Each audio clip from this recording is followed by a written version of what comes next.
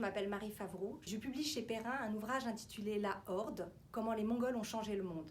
C'est un ouvrage qui est le fruit de mes recherches sur la partie occidentale de l'Empire mongol. Et cet ouvrage, je l'ai publié d'abord en anglais. Et pour la première fois, il paraît en français. Je l'ai traduit moi-même. Ça a été un exercice assez incroyable. Il a fallu que j'invente des termes, que j'invente une manière de raconter une histoire qui n'avait jamais été racontée en français.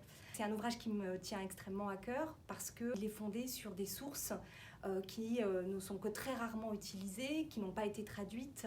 Et de les mettre ensemble permet de raconter une histoire qui n'était jusque-là pas connue du tout du grand public. Cet ouvrage, j'ai choisi de l'appeler La Horde parce que c'est le terme que les Mongols utilisent pour se définir eux-mêmes, pour définir leur empire, leur pouvoir. Le terme vraiment apparaît au XIIIe siècle avec les conquêtes mongoles.